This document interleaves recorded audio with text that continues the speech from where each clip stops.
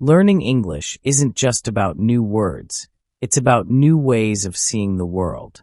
Sometimes it's not in the quiet cafes or the peaceful walks, but in the chaos. In the loud, crowded, unpredictable places, like rush hour in one of the busiest cities on earth. If you're learning English, let today's story remind you. You don't have to escape the noise to find meaning. Sometimes getting stuck is the lesson. So put on your headphones, breathe deeply, and come along for a very slow ride through Sao Paulo. Lucas had always imagined Brazil's largest city as a blur. Fast streets, fast people, fast conversations. That's partly why he had come. He wanted to challenge himself, to be in a place that didn't wait for anyone. After months of learning English from behind a screen, he wanted to feel small again, to be reminded how much more there was to understand. On his third day in Sao Paulo, Lucas planned a full afternoon of exploring.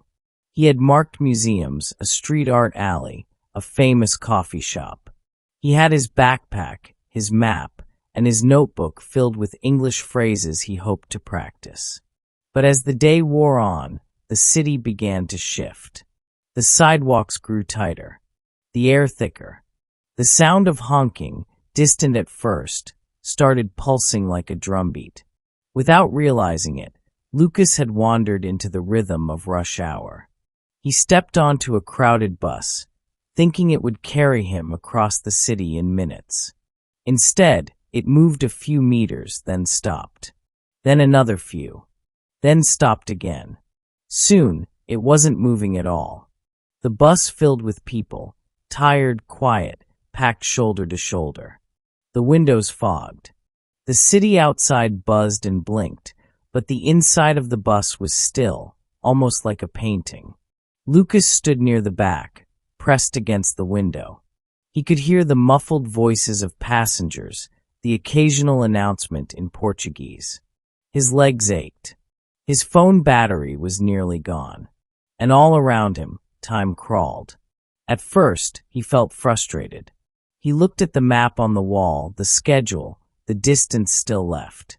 He glanced around to see if anyone else was annoyed, but most people simply stood, calm, resigned. Some listened to music. Some stared out at nothing. A few even smiled. Then, slowly, something shifted in him. He stopped checking the time.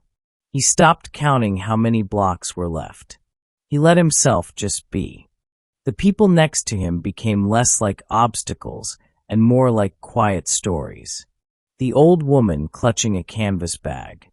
The teenager with stickers on his headphones. The man in a suit gently holding onto the rail, eyes closed in thought. Lucas didn't understand the words they spoke, but he understood the silence, the patience, the stillness inside motion. He realized that this was a kind of language too, not one he could write down in a textbook, but one he could feel. Outside the window, the city flickered by in slow motion. Buildings painted with graffiti. A group of school kids laughing beside a fruit stall. A motorbike slipping between lines of cars like a fish in a stream. Lucas breathed out, long and slow. He no longer felt trapped. He felt part of something. The bus ride lasted much longer than he expected. But when it finally stopped near his destination, he didn't rush off. He stepped down slowly, thanked the driver with a small nod, and walked through the crowded streets like someone who belonged there. That evening, sitting on a quiet bench outside a bakery, Lucas opened his notebook. But instead of writing new English phrases, he wrote a single sentence. Today, I didn't speak much, but I listened. In the middle of chaos, sometimes the best way to learn is to stop rushing. Let the language come to you. Let the silence teach you what noise can't. If this story helped you slow down, even just a little, subscribe for more. We share real stories in real English every day. No rush, just rhythm, heart, and quiet understanding. And maybe, the next time you get stuck, you'll realize you're exactly where you need to be.